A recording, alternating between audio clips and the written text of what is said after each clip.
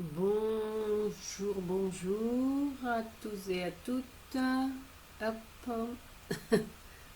je vais régler le son. En principe, c'est bon. Voilà, bonjour et bienvenue dans cette vidéo où nous allons parler des trois piliers de l'amour de soi.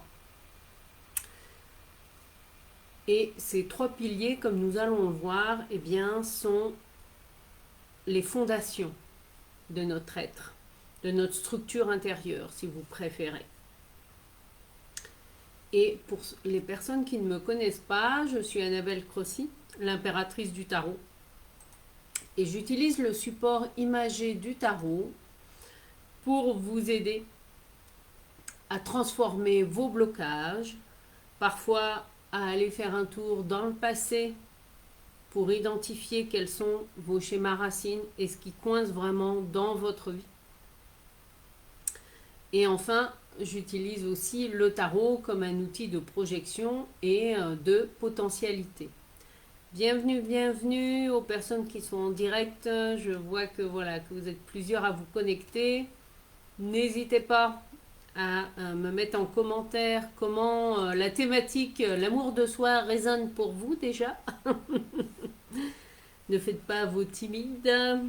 C'est aussi comme ça que je peux aussi adapter ou répondre peut-être si vous avez une question ou une problématique spécifique du moment, eh bien je peux aussi, l'occasion vous est présentée de pouvoir la transformer en direct.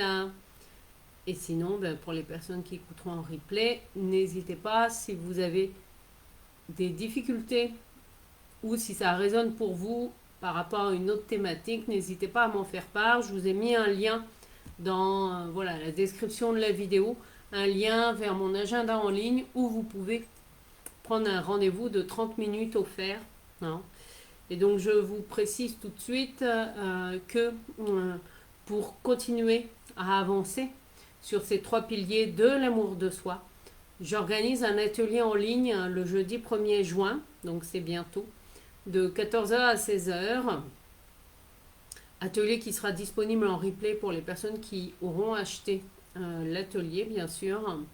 Et thématique sur le thème se libérer du passé pour créer le couple dont vous rêvez. Là, nous allons vraiment aller dans des libérations en profondeur. Donc là, on va aller encore plus loin que ce live d'aujourd'hui pour vraiment libérer nos schémas racines par rapport au père, donc lié à notre côté masculin, par rapport à la mère, lié au côté féminin.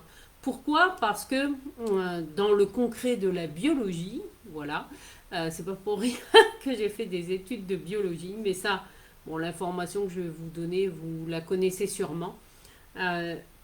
Nous sommes tous porteurs, voilà, de 50% de notre ADN en moyenne et vient de notre mère biologique et 50% de notre ADN vient de notre père biologique. Ça, c'est une réalité physiologique, chromosomique, biologique.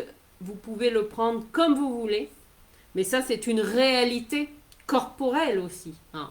Donc, ce qui veut dire que l'on hérite à la fois de données cellulaires, bien sûr, dans le concret de la matière, mais pas que ça, effectivement. Il y a également des transmissions énergétiques. Hein, et il y a parfois des mémoires cellulaires qui vont aller demander un nettoyage spécifique ou des prises de conscience, notamment quand il y a des répétitions de schémas transgénérationnels, que ce soit à travers des comportements ou par exemple des décès qui se produisent au même âge mais sur des générations différentes. Alors je me laisse guider par mon intuition parce que je n'avais pas forcément prévu vous parler du transgénérationnel, mais ce qui est là est là. Et en fait, l'événement transgénérationnel, s'il se reproduit, parfois cet événement transgénérationnel peut sauter plusieurs générations. Oui. Et ce n'est pas pour rien que nous choisissons, en tout cas ça c'est mon point de vue, la famille et les difficultés que nous allons rencontrer c'est un choix de naissance que nous faisons lorsque nous nous incarnons pour pouvoir évoluer. L'objectif est toujours de pouvoir évoluer et d'avancer dans notre vie. Et la vie, elle est amour, elle va à notre rythme. Et tant que les leçons n'est pas intégrée, voilà, eh bien, il y a la petite roue de fortune, oui, qui a dans son côté ombre, eh bien, on va répéter, répéter, répéter, voilà. C'est comme quand on nous demande d'apprendre des leçons par cœur. Eh bien là, les expériences de la vie, c'est tout à fait ça. Les expériences vont se répéter, répéter, répéter, oui. Parfois seulement dans le côté pro, parfois seulement dans le côté personnel, parfois dans les deux. Voilà, ça peut prendre des formes extérieures différentes, mais ça va venir nous toucher dans quoi? Dans nos émotions. Hein, quand il y a des bouchons émotionnels, eh bien, j'aime autant vous dire que vous le ressentez. Alors, il se peut aussi que certaines personnes soient comme moi, sensibles aux énergies de la Lune. Donc, quand il y a nouvelle Lune ou pleine Lune, c'est l'occasion aussi de faire remonter des vieux schémas, des vieilles émotions qui sont là et qui ne demandent en fait qu'à sortir, qu'à être transformées. Alors, il est important que je vous reprécise de manière simple le processus en fait de transformation de notre énergie psychique. Et là, c'est vrai que Freud nous a apporté une clé, en tout cas dans la compréhension dont fonctionnait notre énergie psychique. Alors, je vais simplifier, parce que voilà, je vous partage ce que j'en ai compris de manière simple et concrète. Et vous allez voir comment ça peut aussi vous aider, vous, à prendre conscience ou à mieux comprendre en fait comment nous fonctionnons. Parce que ce dont je vais vous parler, c'est pour tous les êtres humains. Donc, quand nous venons au monde, nous sommes entourés, voilà, et bien déjà de personnes, généralement d'adultes, sauf cas particulier, qui prennent soin de nous. Et ces adultes, ces personnes qui vont être en interaction avec nous, bien sûr, on va ressentir leur énergie, on va ressentir leur stress, leur joie, etc. Tout comme le fœtus, je vous le rappelle, quand il est dans le ventre de la mère, il perçoit en fait toutes les émotions que vit la mère biologique, bien sûr. Et lorsque nous arrivons au monde, en fait, la structure, il faut savoir que notre cerveau, voilà, toute la structure neuronale, lorsque l'enfant naît, en fait, notre cerveau n'est pas complètement mature en termes de développement, d'intelligence et d'accès au langage, puisque l'accès au langage ne se fait que généralement, voilà, pas avant 18 mois, 2 ans, enfin pour faire des phrases cohérentes en moyenne.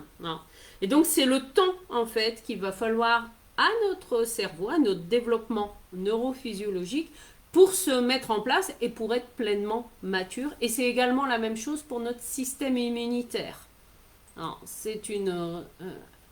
C'est la raison pour laquelle il est complètement aberrant de vacciner des enfants qui viennent juste de naître. Pourquoi? Parce que leur système immunitaire, et ça les scientifiques le savent, notre système immunitaire quand on est, il n'est pas en fait pleinement opérationnel, même si l'enfant va être allaité par la maman, etc. Non, la maturité en fait de notre immunité ainsi que de notre développement neuropsychologique, voilà, ça va s'étaler dans les 2 premières années, en moyenne. Et la manière dont fonctionne notre énergie psychique, eh bien, observez des enfants qui ont moins de 5 ans, à peu près, ou jusqu'à l'âge de raison, c'est-à-dire jusqu'à l'âge de 7 ans, ils vous montrent comment nous fonctionnons, en tout cas dans notre être. Un enfant, pourquoi je vous parle d'enfant? Parce que nous sommes tous passés par cette case-là, et que c'est dans l'enfance que nos schémas en fait de construction psychique en fait que notre casserole, enfin pas notre casserole, j'aime bien l'image de la cocotte minute émotionnelle se met en place. L'enfant, voilà, l'enfant que nous avons été va connaître quoi? Va connaître la frustration. Et oui, c'est-à-dire il y a un désir. Alors le désir peut être pour un objet ou pour se rapprocher d'une personne, enfin, peu importe la nature de l'objet du désir, hein, nous sommes voilà, des êtres de désir. Là, je ne parle pas du tout hein, de désir sexuel. C'est plus dans l'impulsion de la vie. Voilà, voilà. Ah, je j'ai jamais vu, hop, un certain objet. Ben, j'ai envie d'aller, hop, le prendre dans mes mains. Hein. Euh, Imaginez l'enfant que vous avez été. Donc l'enfant, il va être dans cette spontanéité de la vie, sans filtre en fait. Les filtres, ils vont commencer à se construire au fur et à mesure du développement neurophysiologique, hein, et au fur et à mesure que l'enfant va, pendant à peu près les 7 premières années, se construire, aussi avoir une maturité neuropsychologique, et c'est pas pour rien qu'on appelle l'âge de 7 ans l'âge de raison. C'est à peu près l'âge auquel l'enfant commence à raisonner par lui-même. Hein. D'une manière générale, hein, il peut y avoir des choses, des intégrations qui se font avant. Hein, ça dépend si l'enfant est stimulé ou pas. Hein, l'environnement dans lequel on grandit, etc. Il y a plein de facteurs. Ah, bonjour Audrey. Mais merci d'être là en direct. Je vois qu'il y a d'autres personnes aussi en direct, mais qui n'osent pas forcément mettre un petit commentaire. Et donc, l'enfant que nous sommes va connaître la frustration du désir. Et alors, comment fonctionne notre énergie psychique? C'est très simple. Si le désir ne peut pas être assouvi, c'est-à-dire il y a l'envie d'aller prendre cet objet, voilà. Et si ce n'est pas possible pour X raisons, hein, que cet objet peut représenter un danger pour l'enfant, par exemple s'il s'agit d'un couteau tranchant, ou que non, c'est le moment d'aller prendre le bain, donc non, c'est plus le moment de jouer. Enfin bon, voilà, ça peut être des choses très simples. Hein. Eh bien, le désir de l'enfant, s'il n'a pas d'espace pour être assouvi ou en tout cas écouté dans son impulsion première, hein, eh bien l'énergie de ce désir, elle ne va pas s'évaporer comme ça. Non, notre psyché est bien faite. Notre psyché, en fait, va mettre cette énergie du désir frustré, poum, dans une cocotte minute émotionnelle. L'énergie du désir, s'il n'est pas assouvi, elle reste quelque part. C'est ça la clé, en fait. Et vous allez comprendre pourquoi. Parce que l'enfant que nous avons été, il a été confronté à plein de frustrations. Hein. C'est aussi comme ça que l'on se construit dans notre psyché, hein, que l'on apprend aussi à contrôler nos pulsions, quelle soit la nature des pulsions, etc.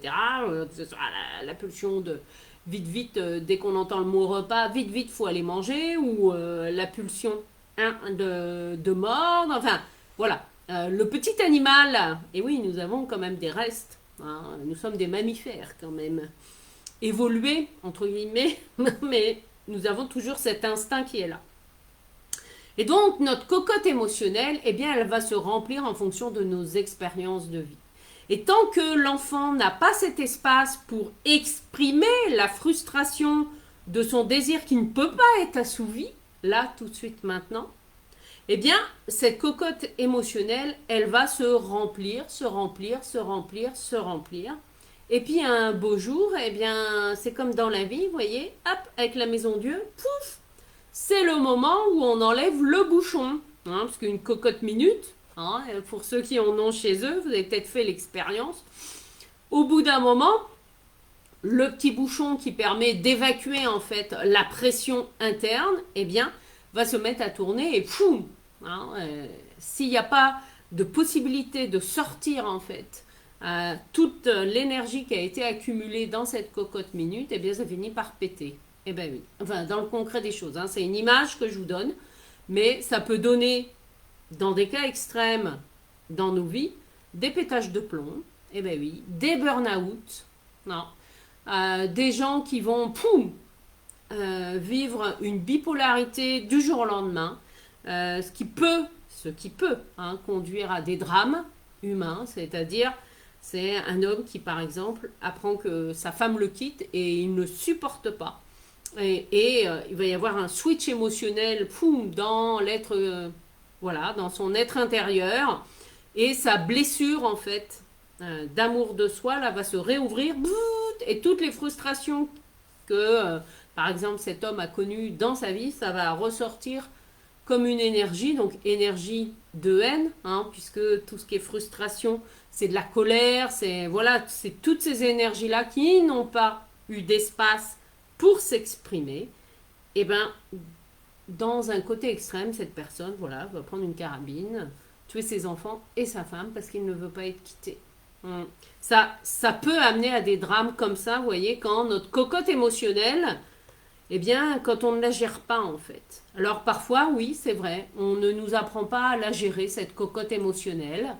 Et c'est un peu dommage que ce ne soit pas mis, effectivement, dans les programmes de l'éducation nationale, parce que ça, alors aussi bien pour les parents que pour les enfants, hein, apprendre aussi à gérer ses émotions, c'est aussi, en tant que parent, être capable aussi, oui, de voir son enfant trépigner par terre, de faire une grosse comédie, je sais pas moi, parce qu'il veut des mars, et que vous n'êtes pas d'accord, vous voyez. Et oui, sans avoir honte, voilà, tout en gardant votre posture de parent. Je dis pas que c'est facile, hein, à faire. J'ai pas dit ça. Mais c'est une manière de d'apprendre aussi à l'enfant. Ça peut être aussi, alors, des clés concrètes. Souvent, c'est quand les enfants, ouais, voilà, ont moins de 7 ans, hein, à peu près. Ils sont, eux, directement branchés sur leurs désirs, sur leurs émotions. Poum, en direct, ils n'ont pas de filtre. Donc, effectivement, ils peuvent passer des rires aux larmes en, poum, en quelques secondes, en fait. Mm. Donc, c'est important aussi de reconnaître, que ce soit pour un enfant ou pour un adulte, de reconnaître que cette personne, elle a ce désir-là. Ok, je ne nie pas, voilà, tu as envie de manger une chocolatine à 11h30 du matin, et ben c'est non, parce que on déjeune bientôt à midi, mais sauf que l'enfant, lui, il a sa pulsion de faim, hein. Ça peut être aussi l'adulte. Et c'est aussi en y mettant des mots, c'est comme ça aussi que ça peut permettre, en tout cas, de faire retomber la pression. C'est en reconnaissant aussi le désir et la frustration du désir, en disant ben non, mais là, c'est pas possible maintenant. Ça peut être possible à un autre moment, vous voyez, de différer ce qu'on appelle le désir, mais c'est de le reconnaître en fait. Ce n'est pas de lui mettre une claque et de lui dire ben non, t'as pas à avoir faim maintenant, vous voyez. Hein, je prends des exemples concrets, hein, qui vous ont peut-être parlé aussi à vous, donc comment vous avez été éduqué, ou en tout cas moi qui parle aussi, hein, aux clients que j'ai. Ça peut être des choses anodines, hein, parfois quand on ne nous a pas appris en fait qu'on en fait, ça vient quoi? Ça vient aussi nous dire qu'on n'a pas le droit de désirer des choses toutes simples. Mm. Donc ça amène de la frustration et après, il n'y a pas 36 000 façons, hein. Ensuite d'évacuer tout ça, c'est de passer par le corporel, hein, et la transformation émotionnelle. Moi, je ne connais pas d'autres solutions. Vous pouvez faire toutes les thérapies, les analyses mentales que vous voulez. À un moment donné, la vraie guérison, elle passe par la conscientisation et l'intégration dans le corps, au niveau des émotions. Ouais. Et je peux vous dire que, en fait, qu'est-ce qu'on fait, hein, dans un travail thérapeutique? On enlève des couches. Voilà. On enlève des couches et des couches et des couches. Et quelque part, c'est un cheminement, hein, parce que ça demande du courage aussi. D'y aller, là, quand on sent des résistances à l'intérieur, c'est important aussi d'avoir le courage d'y aller. Et là, visiblement, il est important que je vous partage une expérience, hein, que j'ai vécue dans mon être intérieur il y a une vingtaine d'années maintenant, où j'avais déjà commencé un travail, voilà, sur moi, à faire des stages où il y avait notamment de la libération émotionnelle, etc. Et un soir, en fait, je faisais partie d'un groupe de recherche d'emploi pour des cadres. Et dans ce groupe, en fait, il y avait un charmant jeune homme, voilà, avec qui, effectivement, en tout cas, c'est moi, hein, qui me projetais, parce qu'il était charmant, célibataire et tout. Et à un moment donné, pendant le déroulé de l'atelier professionnel, il a échangé en fait un regard avec une autre femme du groupe, je sais plus, bon à l'époque on était encore avec les cassettes, hein, ou les DVD, je sais plus, enfin il y a eu un échange de cassettes en lien avec des enregistrements pour des exercices en fait qu'on faisait. Et le fait qu'il lui fasse un beau sourire, eh ben ouais, eh ben moi là, ouh, en tout cas la femme que j'étais à ce moment-là, eh ben je peux vous dire que poum, j'ai vécu en direct eh bien le retour du refoulé. C'est quand la cocotte minute, elle, poum, elle est sur le point d'exploser. Hein, c'est comme ça que ça s'appelle en psychologie, le retour du refoulé. C'est-à-dire que ma blessure d'amour de moi, hein, de moi-même, hein, voilà, toutes mes blessures de non-amour qui s'étaient accumulées dans ma vie, et eh bien là, c'est comme si, vous voyez, comme s'il y avait une grosse fermeture éclair qui s'ouvrait et qui, poum, ma blessure de non-amour, là, boum, était mise à nu, hein, comme si tout mon être, en fait, connaissait comme un gros zip. Ouais. Mais alors, c'est aller me faire toucher quoi? C'est aller me faire toucher, eh bien, la maison Dieu dans son côté ombre, c'est-à-dire toute la violence et toute la haine que j'avais au fond de moi, mais dont j'étais pas consciente, hein. Eh bien oui, par rapport à moi-même et qui croyait que j'étais pas digne d'être aimée, en fait. Ça a réveillé cette colère-là. Et je peux vous dire que ce soir-là, alors qu'est-ce qui m'a sauvée? C'était déjà de pouvoir prendre l'air avant d'aller prendre les transports en commun pour rentrer chez moi. Mais j'ai été en contact avec cette grosse colère, hein, voilà, de non-amour. Et la colère qui était là, elle était purement émotionnelle, hein, on est bien d'accord, parce que là, ok, euh, je suis quand même quelqu'un de stable et posé, voilà, dans ma vie, mais je peux vous dire que là, ce soir-là, si j'avais eu une arme sous la main, ouais, toute la violence qui ressortait émotionnellement, eh ben oui, j'aurais été capable, ouais, de tuer quelqu'un, tellement il y avait de haine en moi, mais dont j'étais pas consciente. Alors après, j'ai pas pu parler hein, à qui que ce soit de ça. Enfin, j'ai quitté le groupe parce que je chantais que là, il y avait quelque chose. Hein. Donc, j'ai pu le gérer en appliquant une technique de respiration, hein, parce qu'il se trouve qu'à ce moment-là, je faisais du yoga. C'est ça qui m'a aidé à transformer les choses et à poser. Hein. Alors, il est bien évident qu'ensuite, je suis allée aussi travailler là-dessus, hein, sur la blessure de non-amour, alors, ou ma blessure voilà, d'amour de soi complètement, complètement zippée. Comme si, en fait, toutes les frustrations de mon enfance et dans tout ce que j'avais vécu jusqu'à présent, eh ben, poum! Vous voyez, c'est le gros paquet qui ressort, là. Alors oui, c'était un cadeau, sauf qu'à ce moment-là, je peux vous dire, quand on est dans l'émotionnel, là, cadeau, pas cadeau, intellectuellement, on n'entend plus rien, hein, parce que on est pleinement dans le truc émotionnel. Hein. Donc là, ouais, ce qui m'a aidé, c'est de pouvoir marcher. J'étais en plein Paris, hein, pourtant, et ouais, d'appliquer une technique de respiration. Alors, je ne sais plus laquelle, hein, très sincèrement. Ouais, ça a été une sacrée expérience, et c'est là où ça m'a fait aussi, comment dire, conscientiser de l'importance, en fait, de se créer des espaces où on puisse exprimer, en fait, nos émotions, nos frustrations. Parce que, eh bien, oui, la vie, elle nous fait vivre des expériences qui sont là pour nous transformer. Et je peux vous dire que quand la colère, elle est là, c'est aussi une puissance, paradoxalement. Et oui, quand il y a de la colère, quand il y a de la tristesse, de la déception, enfin bon, vous mettez toutes les émotions. Hein.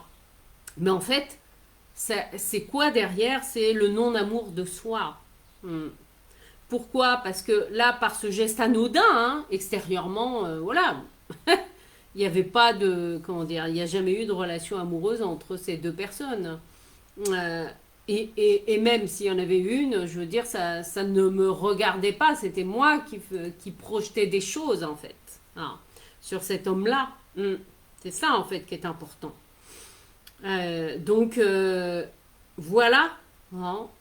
Donc oui, ça en demande aussi du courage. Et c'est aussi, moi je dirais, faites aussi confiance à la vie.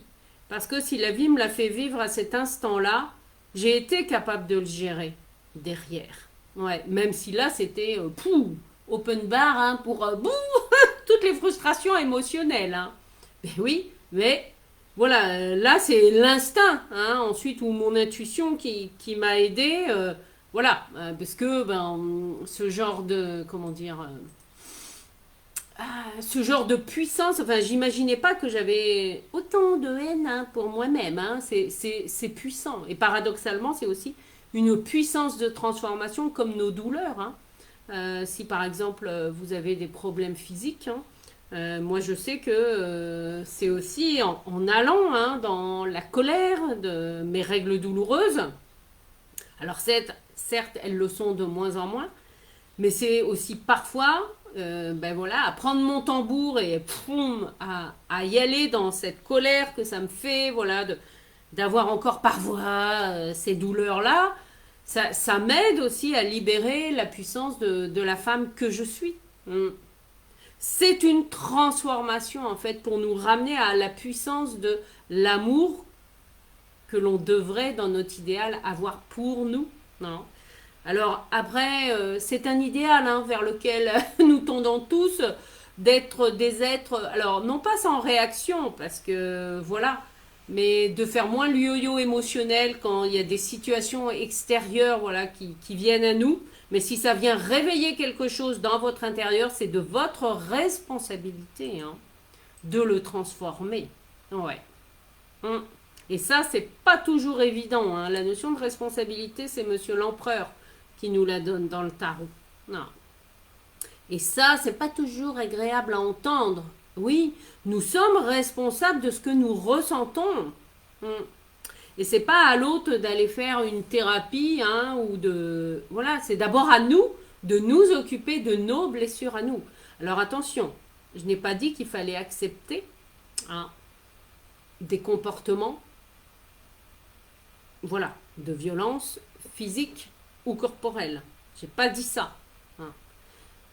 Mais de prendre la responsabilité.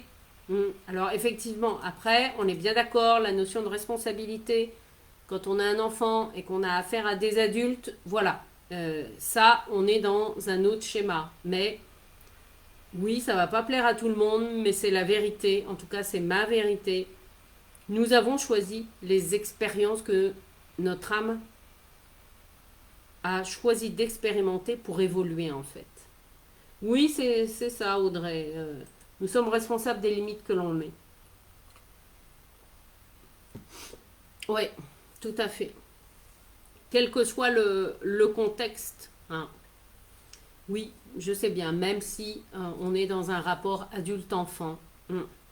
Et si vous observez, hein, là je ne peux que observer hein, les enfants de mes amis et notamment les enfants qui sont nés après l'an 2000, c'est-à-dire voilà, qui ont 13 ans maximum, eh bien ce sont des enfants qui sont très éveillés et qui sont là aussi hein, pour nous remettre aussi devant notre responsabilité en tant qu'être humain et qui, dans, comment dire, dans, alors, entre guillemets, la naïveté de qui ils sont, eh bien, parfois, ils vont mettre des mots, voilà, hein, comme l'impératrice, ils vont mettre des mots sur des comportements que l'on a et que l'on pensait être normaux, entre guillemets, et eux, rien qu'en disant les choses ou en posant la question, mais pourquoi vous faites ça comme ça?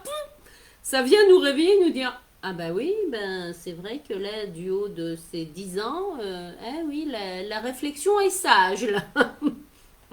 Mais ça veut dire quoi aussi? C'est aussi avoir l'humilité d'accepter qu'un enfant, parfois même de 2 3 ans, dans la spontanéité de qui il est, etc., nous donne soit notre plus grand maître sur le moment. Ça ne veut pas dire non plus qu'il ne faut pas poser des limites pour pas le mettre en danger. On est bien d'accord. Hein.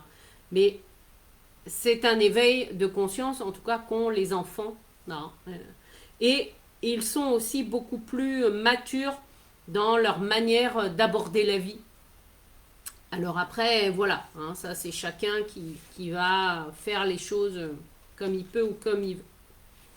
Alors nous allons parler, hein, parce que tout ça c'est sur la thématique de l'amour de soi. Oui, c'est important aussi, eh bien, il y a, ben ouais, y a l'arcane sans nom qui me fait des clins d'œil là. C'est important aussi, quel que soit l'endroit où vous êtes dans votre vie, il y a un impondérable aussi qui est à accepter. c'est que la vie, elle est changement en fait.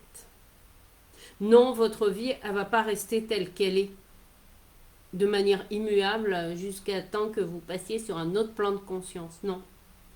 Ce qui est à intégrer là dans notre expérience humaine, c'est de faire le deuil, hein, que ce soit de relations ou d'endroits dans lesquels on habite, ou de travail, enfin peu importe. Nous sommes sans cesse en évolution.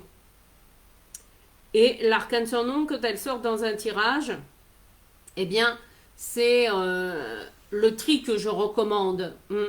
Alors moi, il se trouve que la vie m'a fait vivre dans le concret de la matière cette expérience-là, parce que mon appartement a été en travaux pendant 3 semaines. Donc pendant 3 semaines, je n'ai pas pu dormir dans mon appartement. Voilà, il a été rénové suite à un dégât des eaux, etc. Et en fait, une fois que j'ai dû re-ranger mes affaires, notamment mes vêtements dans la chambre, eh bien ça m'a pris un certain temps pour réorganiser en fait la manière dont mes vêtements étaient, dont j'avais organisé les rangements, etc. Pour faire aussi du tri, parce que ça a été l'occasion, hein, quand il faut vider les placards, ben, je dis merci la vie, ça a été aussi l'occasion, voilà, de faire du tri et de m'alléger. Je peux vous dire que si je devais peser à peu près le nombre de kilos hein, de papier ou de vêtements ou de déchets voilà, que j'ai mis au recyclage suite à ces travaux, ouais, je suis pas loin de 10-20 kilos hein, dans le concret des choses. Donc tout ça pour nous dire que nous évoluons sans cesse en fait. Et que ces piliers de l'amour de soi, hein, on va y arriver, il nous aide à créer, voyez, notre structure interne. Alors là, qui est symbolisée par notre squelette, hein, qui est la matière osseuse. Mais ça peut être aussi le symbole des fondations de notre être, hein, de notre être énergétique, que l'on ne voit pas forcément, mais qui est quand même là. Alors, dans ces 3 piliers, il y a le premier, c'est la confiance en soi. Et pour moi, la confiance en soi, c'est la belle Ariel, enfin l'archange Ariel qui s'appelle la lionne de Dieu, qui pour moi est représentée dans la 11e carte du tarot, qui s'appelle la force. C'est elle qui représente la confiance en soi. Alors, voilà, s'il y a une manière moderne de résumer, c'est la force est en toi. Hein, ça va peut-être vous dire quelque chose par rapport à un film. Eh bien, c'est ça en fait.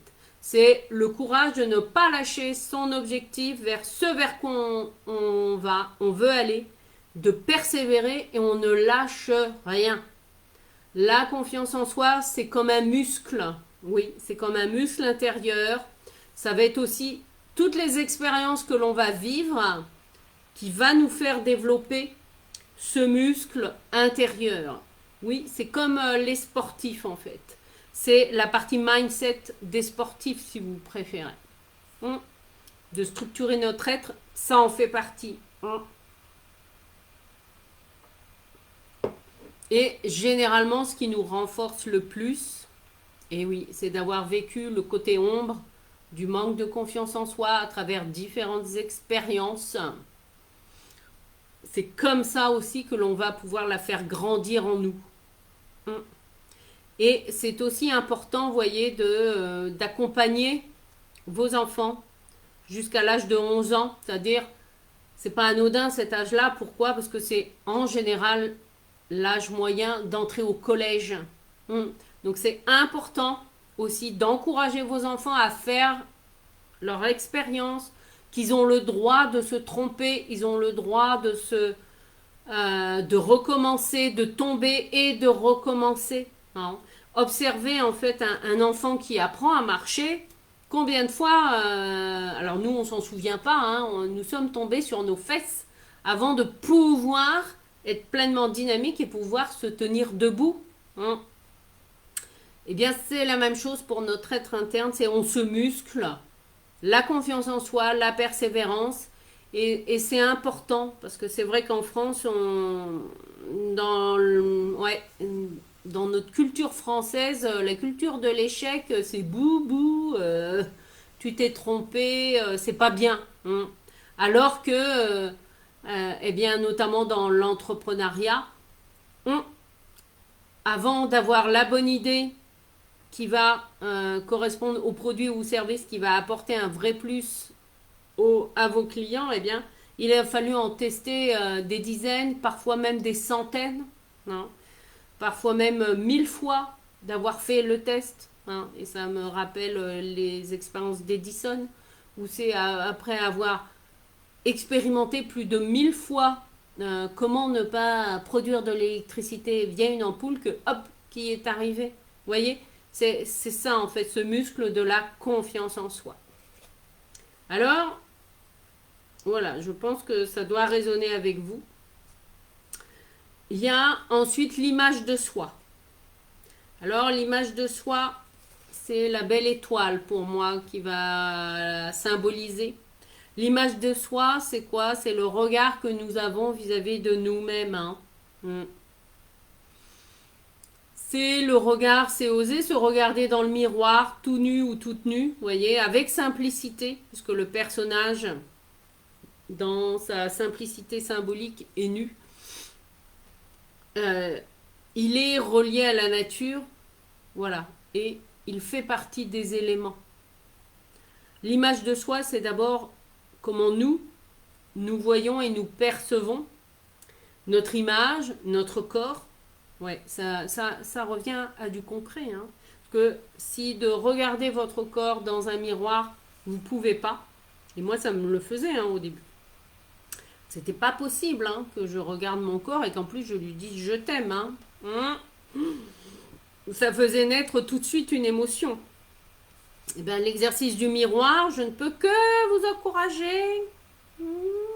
Et oui, à le faire tous les jours, à vous dire que vous êtes belle ou beau, à vous faire des compliments. Et oui, ça commence déjà,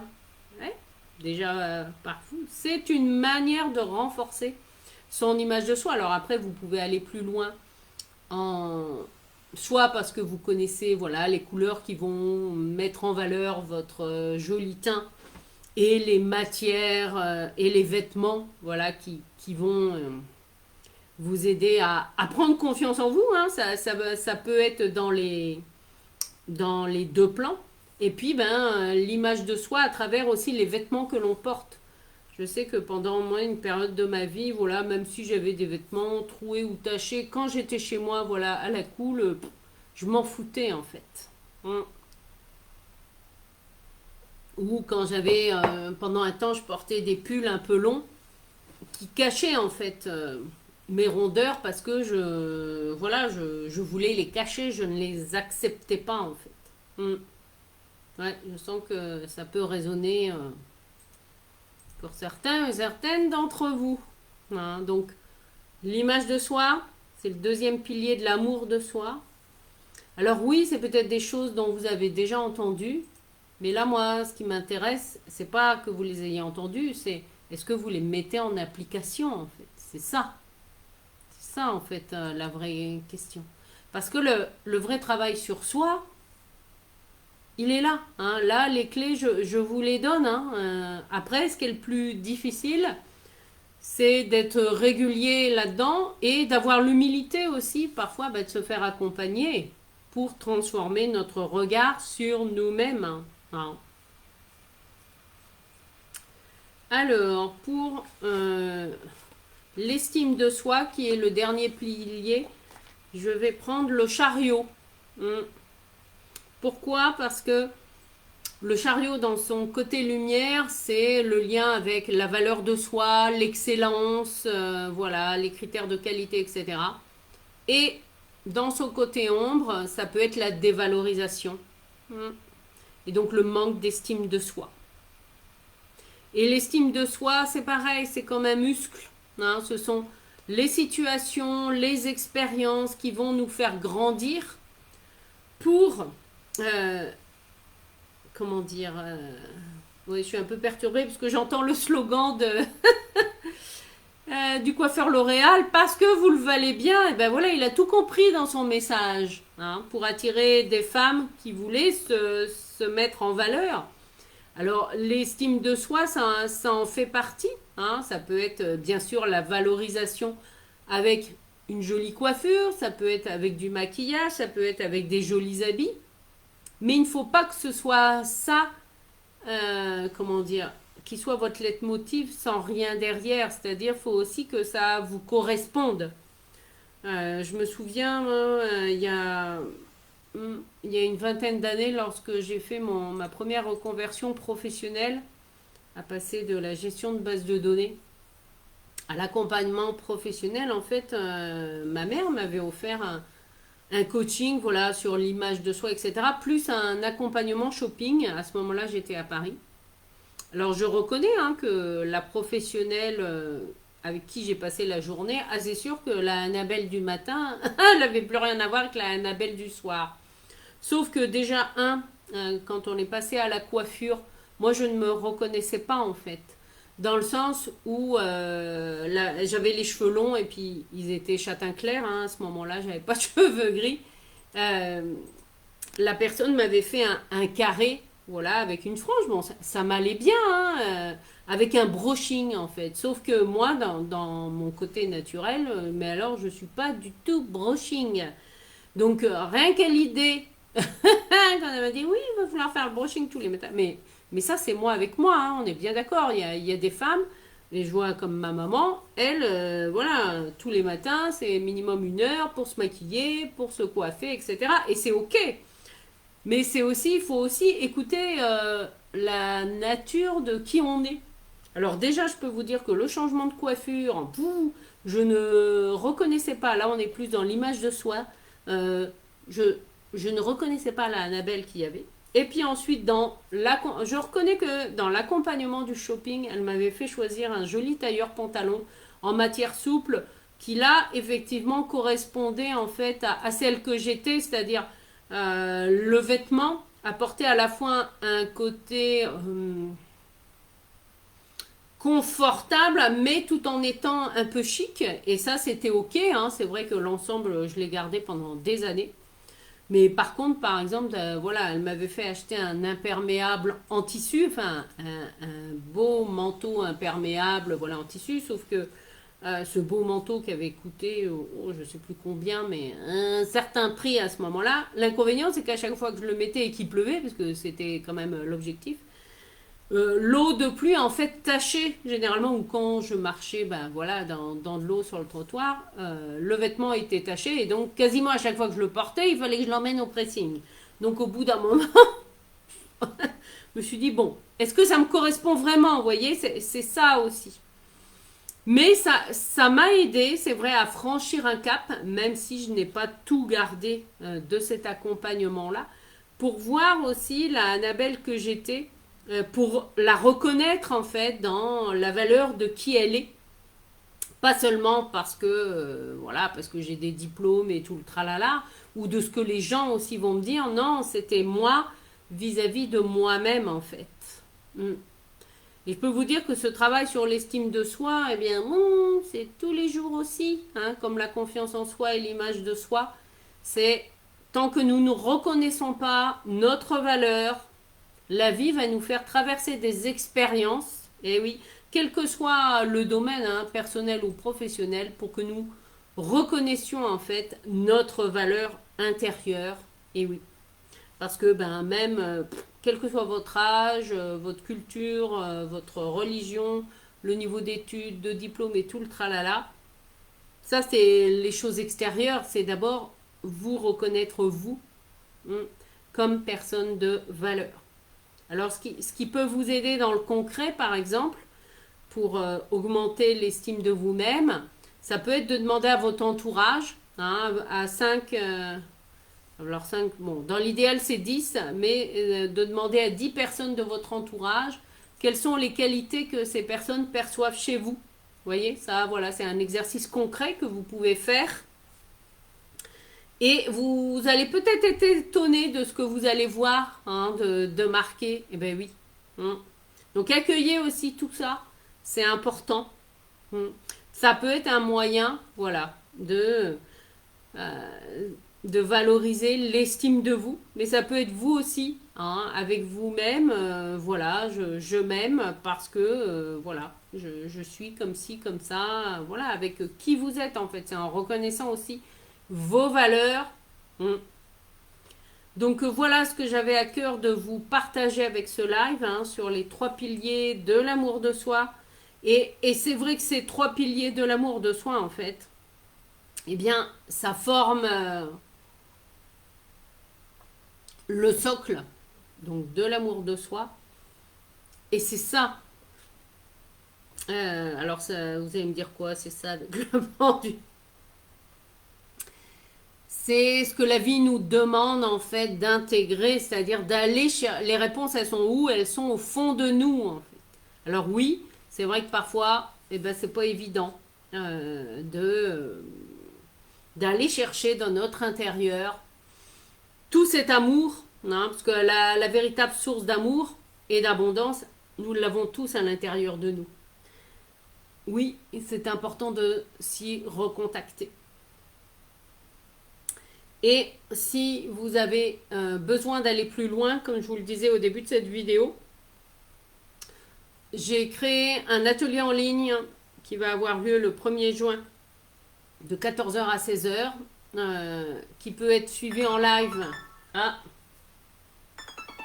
ça veut dire que je suis bavarde et qu'il est bientôt 7 h. Donc je vous disais, oui, un atelier en ligne de 14 h à 16 h là, le jeudi 1er juin, qui peut être suivi par Zoom. Vous pouvez également l'acheter pour recevoir le replay. Et là, c'est vraiment se libérer du passé pour créer le couple dont vous rêvez. Je peux vous dire que, en tout cas, moi, mes relations amoureuses m'ont fait beaucoup avancer justement sur cette notion de l'amour de soi. Et encore dernièrement, enfin voilà, on est toujours en chemin, hein. C'est vrai que d'avoir traversé aussi une expérience d'éveil spirituel à travers la sexualité, avec un homme avec qui, ah ben là, oui, c'est sûr que les blessures d'amour de soi, elles sont toutes ressorties, mais en même temps, elles se sont intégrées au fur et à mesure du temps, voilà, et de la conscience que l'un et l'autre, on a mis dans la relation, dans cette traversée que nous avions à vivre. Et tout ça pour vous dire que ça peut prendre multiples formes aussi dans le concret de la matière. Mais s'il y a bien une chose que la vie m'a appris, voilà, c'est vous. Que décidez-vous en fait? C'est ça, tout part d'une décision. Si vous voulez continuer à rester comme vous êtes, vous avez le droit, hein. Mais à ce moment-là, ne venez pas vous plaindre. Quelle décision prenez-vous maintenant? Et donc, comme je vous le disais, voilà, j'ai cet atelier qui se met en place. Je dis, si vous écoutez cette vidéo là maintenant, c'est pas par hasard non plus. C'est se libérer du passé pour créer le couple dont vous rêvez. Et même si vous êtes en couple, eh bien, c'est pour aller faire un travail là de libération en profondeur sur votre relation au masculin et donc au père, et sur la relation du féminin, donc à la mère, et puis également la relation avec le couple, qui est l'assemblage du masculin et du féminin. Et là, on va aller en profondeur des choses. Donc si vous êtes intéressé, je vous ai mis le lien pour prendre un rendez-vous clarté avec moi que je vous offre, ou contactez-moi en MP pour qu'on puisse échanger. Voilà, si l'atelier vous intéresse, ou si vous avez envie d'aller plus loin avec ces trois piliers de l'amour de soi, c'est quelque chose qui est en continu, que je propose moi dans mon académie du mieux-être et de la spiritualité. C'est des thématiques que l'on traverse et que l'on expérimente à travers les 9 domaines de vie. Donc pareil, voilà, prenez un rendez-vous clarté offert et on se posera, on prendra le temps d'échanger sur tout ça. En tout cas, n'hésitez pas à me partager, que ce soit en commentaire ou en MP, voilà, si c'est des choses plus intimes, eh bien, ce que cette vidéo et les clés que je vous ai apportées, comment ça résonne avec vous. Et si vous êtes intéressé par l'atelier du 1er juin, bien sûr, je vous ai mis le lien vers l'atelier, son descriptif, et pour le règlement également. Voilà, je vous souhaite une excellente soirée et je vous dis à très bientôt.